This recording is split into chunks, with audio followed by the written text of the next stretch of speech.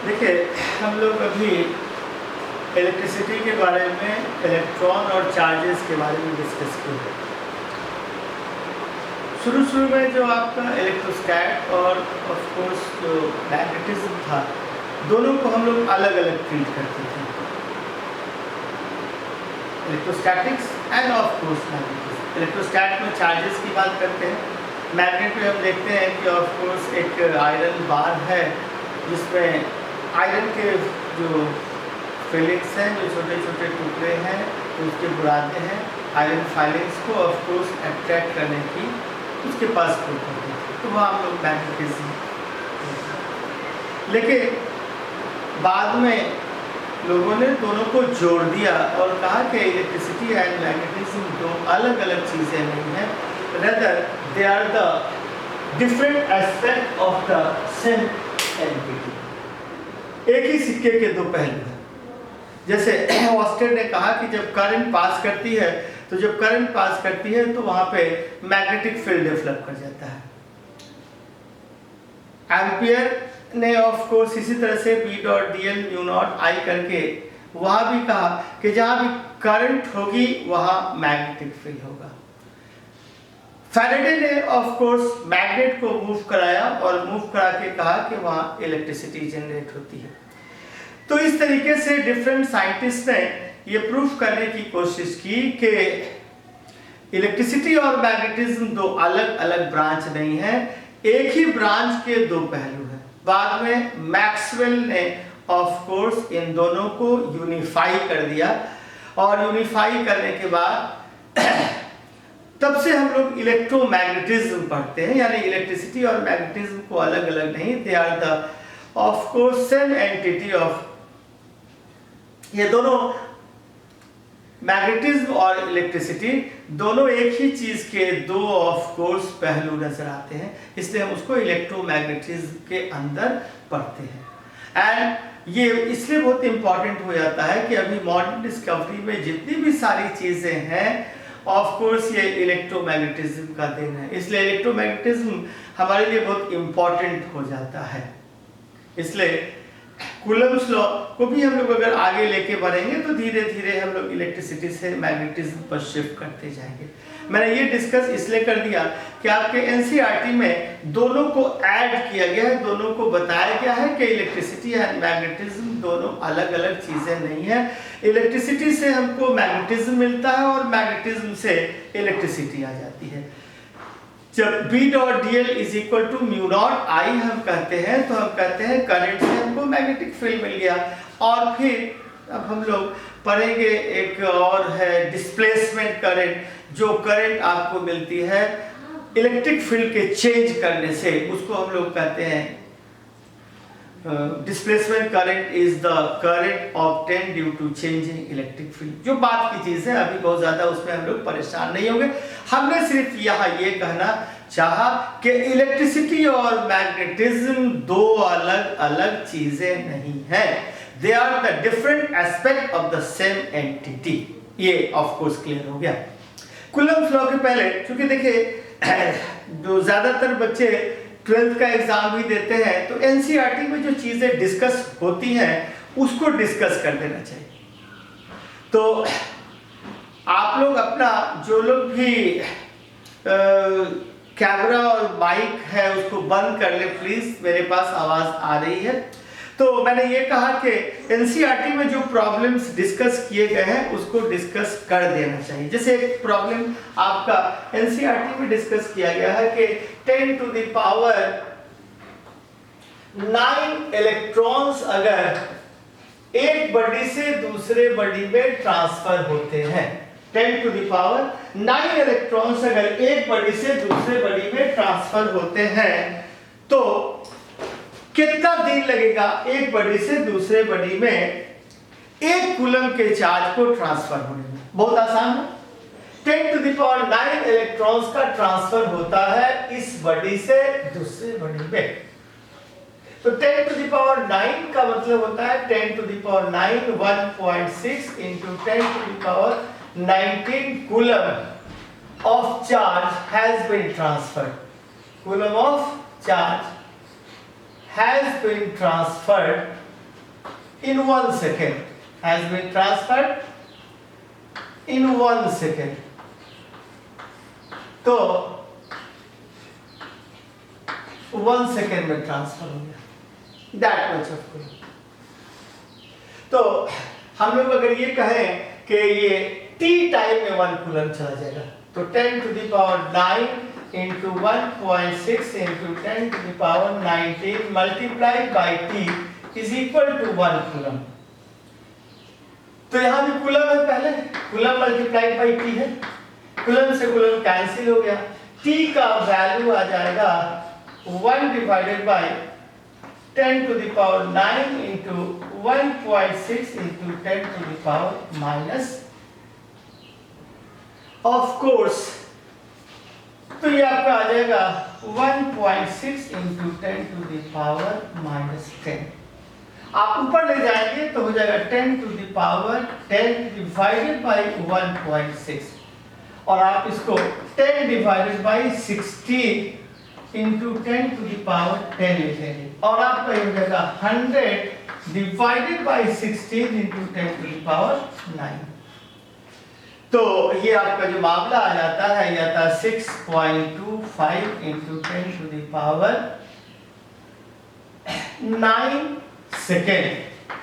तो 6.25 into 10 to the power 9 second में हम एक बॉडी से दूसरे बॉडी पर 1 कूलम के चार्ज को ट्रांसफर कर सकते हैं। अगर 10 to the power 9, जिसको हम लोग बिलियन कह सकते हैं, 1 बिलियन इलेक्ट्रॉन को 1 सेकेंड में एक बॉडी से दूसरे बॉडी में ट्रांसफर किया जाए। अब जरा इस सेकेंड को अगर ईयर में कन्वर्ट करने की कोशिश करें तो देखिए 365 डेज 24, एक साल में 365 दिन, एक दिन में 24 घंटे, एक घंटे में 60 मिनट और एक मिनट में 60 सेकेंड। तो ये एक साल में कितने सेकेंड है? 365 डेज 24 into 60 into 60 सेकेंड। एक साल में 365 दिन, एक दिन में 24 घंटे, एक घंटे में 60 मिनट और एक मिनट में 60 सेकेंड। तो ये एक साल में सेकेंड, मान लीजिए n ईयर्स लगता है, तो n ईयर्स को हम कहेंगे 6.25 into 10 to the power 9।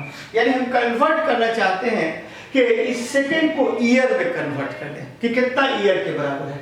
तो इस n का वैल्यू हो जाएगा 6.25 into 10 to the power 9, divide कीजिए 365 into 24 into 3600। ये आप इससे इसको कर सकते हैं मल्टीप्लाई, तो बहुत आसानी से इसको आप कैलकुलेट कर सकते हैं, और इसका वैल्यू आता है 198 अबाउट 200 ईयर्स।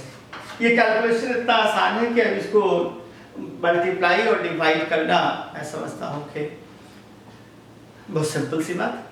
तो 200 ईयर्स के अबाउट लग जाता है अगर 10 to the power 9 इलेक्ट्रॉन को हम ट्रांसफर करते हैं एक बॉडी से दूसरे बॉडी पर। मैंने आपको बताया कि इस प्रॉब्लम को डिस्कस करने का रीजन ये है कि ये ऑफ कोर्स एनसीईआरटी के 12th क्लास में डिस्कस है, और जो लोग बच्चे भी 12th का एग्जाम देंगे वो डायरेक्टली कभी-कभी एनसीईआरटी अपने क्वेश्चन को, कभी-कभी क्या most of the time questions को डायरेक्टली यहां से उठा के पूछ देता है।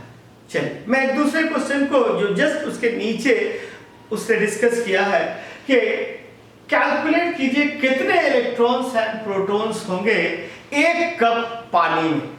तो आप इस क्वेश्चन को लिख सकते हैं, देखिए कैलकुलेट द, इसको तो मैं समझता हूं उतार लीजिए, calculate the number of electrons and protons or calculate the amount of positive or negative charge in 1 cup of water। तो लिख डालिए क्वेश्चन को, आप लोग क्वेश्चन को लिख सकते हैं। क्वेश्चन ये है calculate the how much positive और negative charges are there in cup of water. एक कप ऑफ वाटर में कितने पॉजिटिव और नेगेटिव चार्ज है। तो ये कप ऑफ वाटर मैंने ले लिया, ये आपका कप ऑफ वाटर है। इस कप ऑफ वाटर को यूजुअली हम लोग मान सकते हैं कि इसमें 250 ग्राम करीब करीब वाटर है। एक कप ऑफ वाटर में क्या मान सकते हैं कि 250 ग्राम के करीब ऑफ कोर्स वाटर है। तो लेट अस सी कितना वाटर का मोल हो जाता है। अब जानते हैं वाटर का जो अपना फॉर्मूला है H2O। H2O तो O हो गया 16 और 2 ये हो गया 18 ग्राम।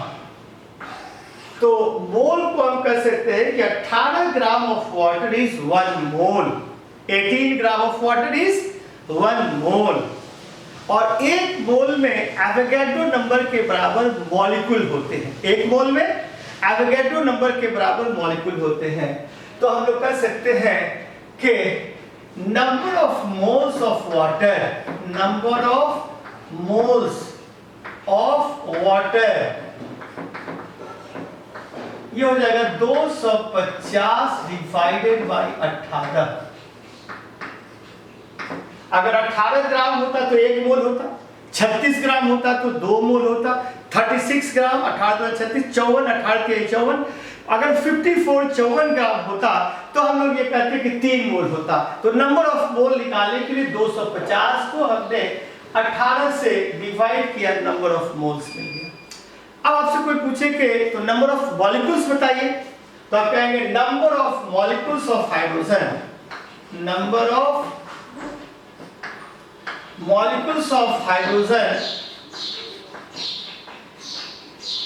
ये हो जाएगा 250 divided by 18 multiplied by 6.023 into 10 to the power 23। ये हो गया नंबर ऑफ मॉलिक्यूल्स। ठीक है, इतने मॉलिक्यूल्स हो गए। अगर एक मॉलिक्यूल हम लोग लेते हैं तो आप यहां देखते हैं कि ऑफ कोर्स इसमें एक ऑक्सीजन है। ऑक्सीजन में जाहिर सी बात है इलेक्ट्रॉन का नंबर 8 होगा। और यहां पर आप कह सकते हैं हाइड्रोजन में ऑफ कोर्स इलेक्ट्रॉन का 2 होगा। जो आपका एटॉमिक स्ट्रक्चर है उसमें ऑक्सीजन का एटॉमिक नंबर 8 है, इसलिए 8 प्रोटॉन और 8 इलेक्ट्रॉन होंगे। और हाइड्रोजन का ऑफ कोर्स आपका ये है 1, तो 2 मतलब 8 और 2 10 ऑफ कोर्स यहाँ पर इलेक्ट्रॉन है। तो एक मॉलिक्यूल में ये नंबर ऑफ मॉलिक्यूल्स हो गया 250 divided by 18 into 6.023 into 10 to the power 23 multiplied by 10।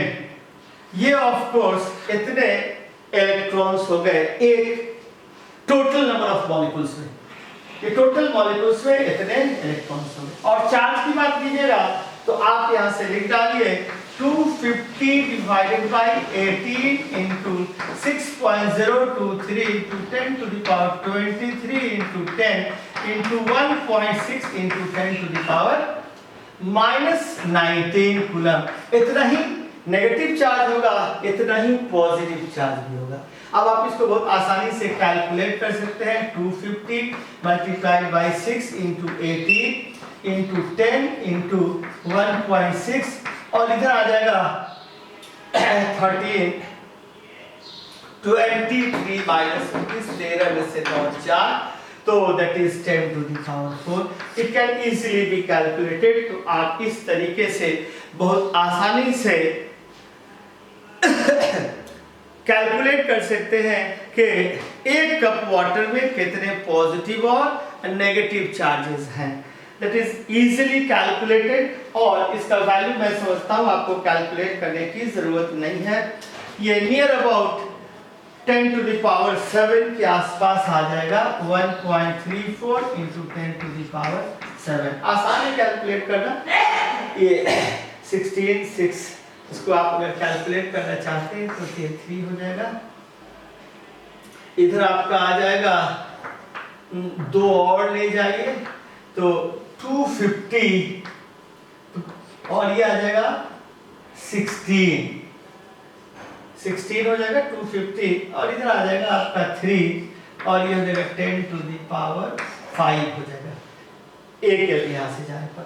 और फिर आप 16 बचे आप अंग्रेजी में 80 के 0 हाथ में 8 16 2 35 40 400/3 इंटू 10 टू दी पावर 5, तो आप इसको ले जाएंगे तो आपको आ जाएगा 7, 4/3 इंटू 10 टू दी पावर 7, यानी 1.34 इंटू 10 टू दी पावर 7।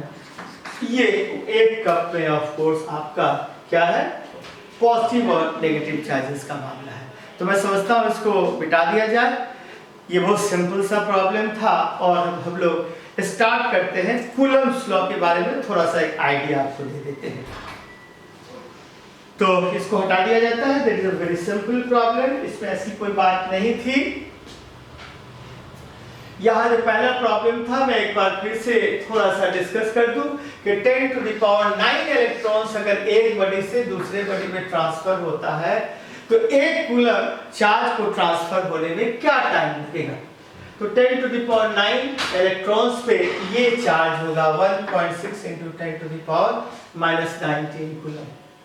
तो अगर t टाइम में एक कूलम हो जाए तो चूंकि यूनिट सेकेंड में ये चार्ज है तो t टाइम में ये चार्ज होगा। This is the charge transfer after time t and it is equal to 1 coulomb. So t is 1 by that much।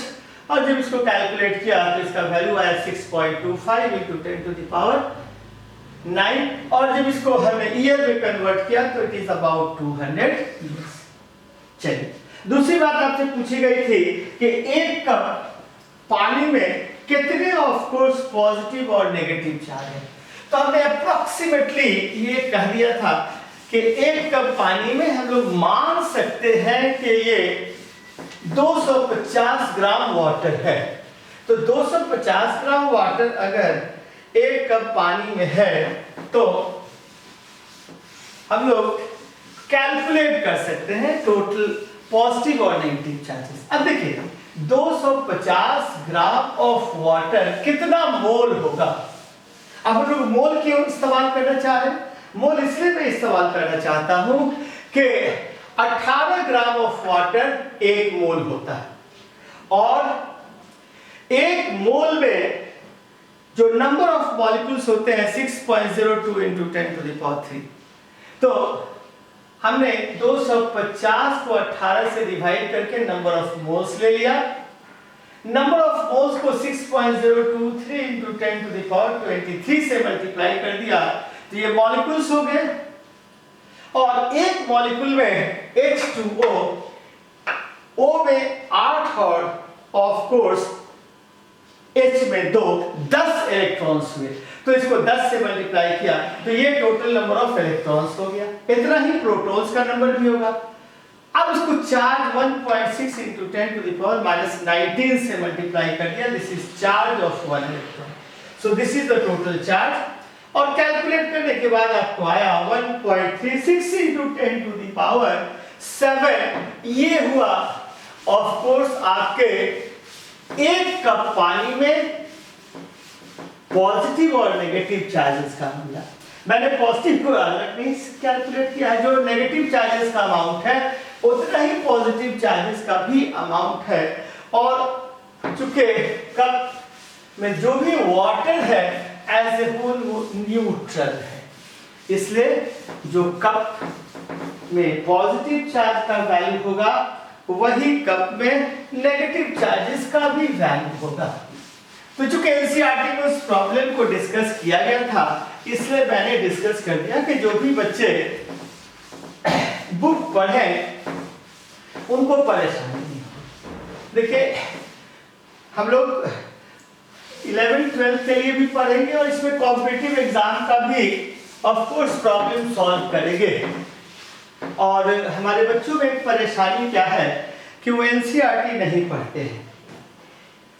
Reason ये है कि एनसीईआरटी का जो लैंग्वेज है थोड़ा सा टफ है, इसलिए अच्छा ये होता है कि कहीं कहीं मार्केट में ऑफ कोर्स उसको इजी करके जो डिफरेंट बुक्स लिखे गए हैं या डिफरेंट असाइनमेंट्स दिए गए हैं या डिफरेंट मॉडल्स दिए गए हैं उससे आप लोग पढ़ने लगते हैं।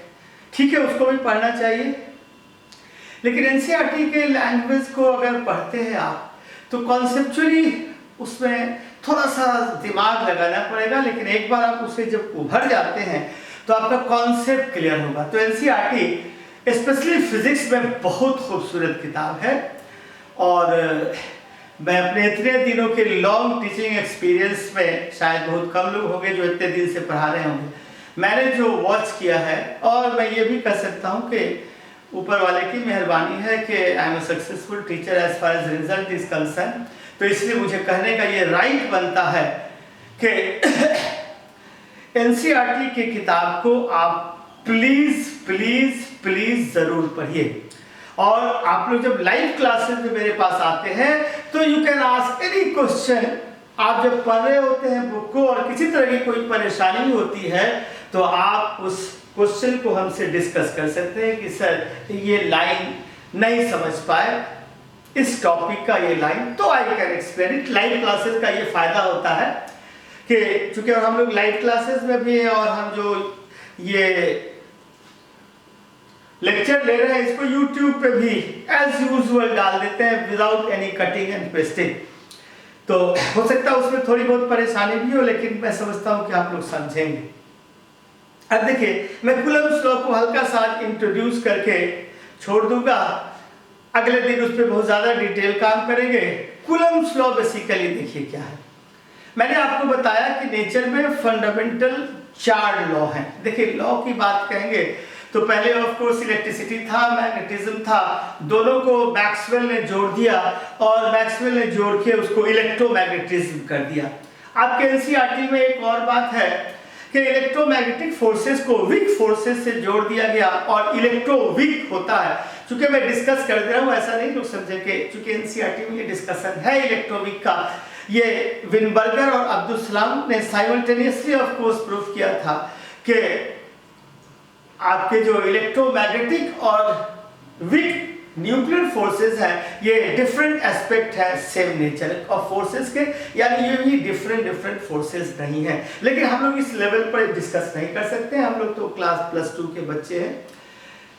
और आगे ऑफ कोर्स गट है, ग्रांड यूनिफिकेशन थ्योरी या थ्योरी ऑफ एवरीथिंग या स्ट्रिंग थ्योरी, बहुत सारी थ्योरी है जिसमें यूजुअली लोग फिलोसफिकली ये चाह रहे हैं कि जितने भी फोर्सेस हैं सबको यूनिफाई कर दिया जाए और नेचर में ऑफ कोर्स एक ऐसा लॉ हो जो of course most of the और ऑल फेनोमेनन को एक्सप्लेन कर दे। तो ये एक छोटा सा बैकग्राउंड था जिसपे अभी आप बहुत ज्यादा नहीं समझ पाएंगे। तो फिलहाल हम लोग ये मान लेते हैं कि नेचर के 4 फोर्सेस हैं जिनको हमको पढ़ना है +2 लेवल पर। ग्रेविटेशनल फोर्स जो 11th क्लास में पढ़ा है आपने, जिसमें आपने पढ़ा है कि 2 मासेस और 2 पॉइंट मासेस के बीच force of attraction F is directly proportional to product of the mass and inversely proportional to a square of the distance between 2 masses। फिर इसी तरीके से जब हम लोग 12th में आएंगे तो weak nuclear force which is responsible for beta decay, strong nuclear force which is of course responsible for stability of the nucleus. Nucleus के अंदर proton proton proton neutron neutron neutron एक दूसरे को अट्रैक्ट करते हैं जब 3 फर्मी से of course नजदीक आ जाते हैं और रिपेल करने लगते हैं जब उनके बीच की दूरी 1 फर्मी से कम होती है। उसी फील्ड में ये ऑफ कोर्स एक बहुत इंपॉर्टेंट फोर्स है कूलम्ब फोर्स, इलेक्ट्रोमैग्नेटिक फोर्सेस। तो ये इलेक्ट्रोमैग्नेटिक फोर्सेस कहता क्या है कि अगर मान लीजिए ये आपका पॉइंट चार्ज Q1 है और ये पॉइंट चार्जेस Q2 है, दोनों के बीच की दूरी r है, तो according to Coulomb's law the force of attraction और repulsion between 2 point charges is directly proportional to product of the charge, directly proportional to product of the charge, and इन दोनों के बीच का force of attraction or repulsion is inversely proportional to r, so F is equal to some constant k Q1 Q2 by r square। तो according to Coulomb's law, मैं समझता हूं इसको लिख डालिए, according to Coulomb's law the force of attraction between 2 point masses is directly proportional to product of the 2 point charges and of course inversely proportional to square of the distance between 2। ये ठीक उसी तरीके से है जैसे हम लोग 11th में पढ़ा था कि 2 पॉइंट मासेस अगर हैं इनके बीच force of attraction is directly proportional to product of the mass and inversely proportional to square of the distance. और ये जो f का वैल्यू है ये बराबर हो जाएगा g m1 m2 by r square. यहाँ g का वैल्यू है 6.67 into 10 to the power minus 11। Unit लीजिएगा तो हो जाएगा newton metre square by KG square. इसको यूनिवर्सल ग्रेविटेशनल कांस्टेंट कहते हैं। यूनिवर्सली जी का वैल्यू, कैपिटल जी का वैल्यू हर जगह होता है। ठीक अकॉर्डिंगली ये भी इनवर्स स्क्वायर लॉ को फॉलो करता है, ये भी इनवर्स स्क्वायर लॉ को फॉलो करता है। यहाँ भी स्फेरिकल सिमेट्री है, यहाँ भी स्फेरिकल सिमेट्री है। F is directly proportional to Q1 and Q2 and of course inversely proportional to R square। F is equal to K Q1 Q2 by R square। लेकिन यहाँ जो K है SI unit में K का value हम लेते हैं 1/4 pi epsilon not, जिसका वैल्यू होता है 9 into 10 to the power 9। ठीक यूनिट उसी तरीके से हुआ newton metre square by coulomb square. तो ये जो K है इसका हमने वैल्यू 1/4 पाई एप्सिलॉन नॉट लिया। एप्सिलॉन नॉट का वैल्यू है 8.85 into 10 to the power -12। ये इसको कहते हैं हम लोग absolute permittivity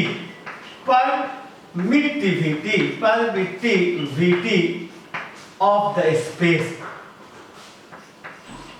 absolute permittivity of the space.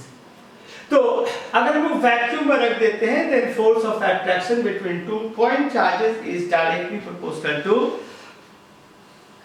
product of the charge and inversely proportional to a square of the distance। F is equal to K Q1 Q2 by R square। और इस तरीके से हमने F को लिख दिया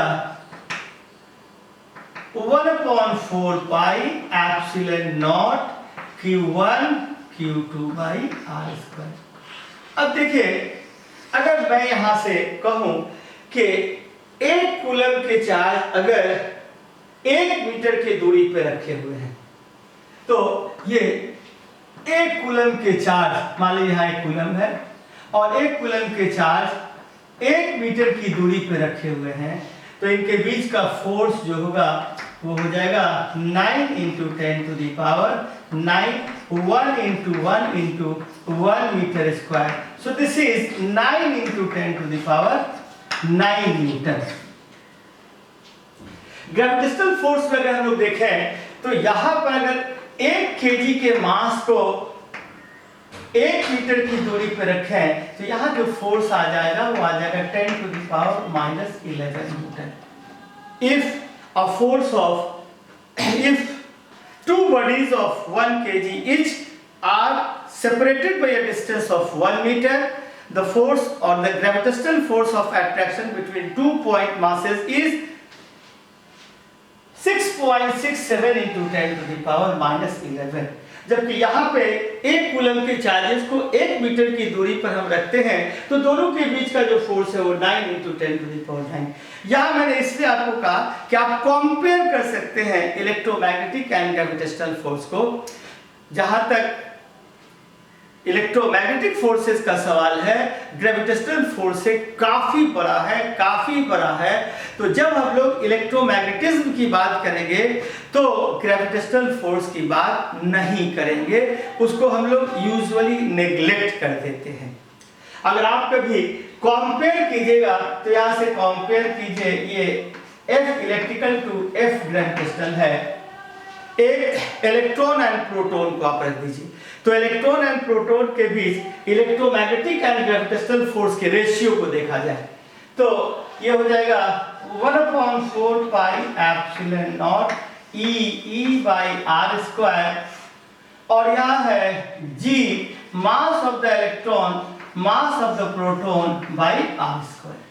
This is the ratio of electrical to gravitational force. R square से R square cancel हो गया, ये हो जाएगा 9 into 10 to the power 9, यह है 1.6 into 10 to the power -19, 1.6 into 10 to the power -19 and यहाँ देखेंगे 6.67 into 10 to the power -11 mass of the electron is 9.1 into 10 to the power minus 31 and mass of the proton 1.67 into 10 to the power minus 27. Hence, the ratio of electrical to gravitational force between electron and proton separated by certain distance r is written as 9 into 1.6 into 1.6 into 10 to the power 9 plus 11 plus 31 plus 27 11 31 27 ये ऊपर जाएंगे तो positive हो जाएंगे और negative हो जाएगा आपका ये 19 and 19 38 and divided by it is 6.67 into 1.67 multiplied by 9.1. तो हम अप्रोक्सीमेटली इस 1.67 को इससे कट कर सकते हैं, 9.1 को 9 से कट कर सकते हैं, तो आपका जो ये वैल्यू आ जाएगा 1.6, इधर आ जाएगा 6.67 10 टू द पावर ये 9 plus 11 plus 31 plus 27 is 38 minus ये 78 minus 38 that is 40. ये 20 ये 51 and 51 plus 27 ये आपका आ जाएगा 78 minus 38. So ये आपका आ जाएगा 40. तो it is 16 into 6.67 into 10 to the power 39. 6 दूना 12 तो 2.4 into 10 to the power 39 के अबाउट हो जाएगा। तो हमने ये देखा कि अगर r डिस्टेंस पर हम इलेक्ट्रॉन एंड प्रोटॉन को रख देते हैं और इनके बीच के इलेक्ट्रोमैग्नेटिक फोर्सेस और ग्रेविटेशनल फोर्सेस का रेशियो लेते हैं तो ये रेशियो चला आता है of course 2.4 into 10 to the power 39. This is very very large and that is why जब हम लोग इलेक्ट्रोमैग्नेटिक फोर्सेस की बात करेंगे तो हम लोग ग्रेविटेशनल फोर्सेस को नेग्लेक्ट कर देते हैं। इलेक्ट्रोमैग्नेटिक फोर्सेस ग्रेविटेशनल फोर्सेस से कितना बड़ा है इसको हम लोग इस ढंग से भी देख सकते हैं कि अगर हमारा एटम ग्रेविटेशनल फोर्स से बना होता यानी प्रोटॉन और इलेक्ट्रॉन के बीच ग्रेविटेशनल फोर्स होता तो साइज ऑफ एक एटम जो होता वो यूनिवर्स के साइज से बड़ा होता। फाइनमैन ने कहा था कि अगर हमारे बॉडी के अंदर 1% चार्ज अगर एक्सेस हो जाए तो आर्म्स लेंथ पे दो इंसान इतना बड़ा फोर्स लगाता है कि बहुत आसानी से हम लोग अर्थ को लिफ्ट कर सकते हैं। ये सारे कुछ कहने का मतलब ये है कि जब भी हम लोग इलेक्ट्रोमैग्नेटिक फोर्सेस की बात करेंगे तो ग्रेविटेशनल फोर्सेस को हम लोग आसानी से नेग्लेक्ट कर सकते हैं। Thank you. आई होप अगले वीडियो में हम लोग फिर मिलेंगे इंशाल्लाह। Thank you.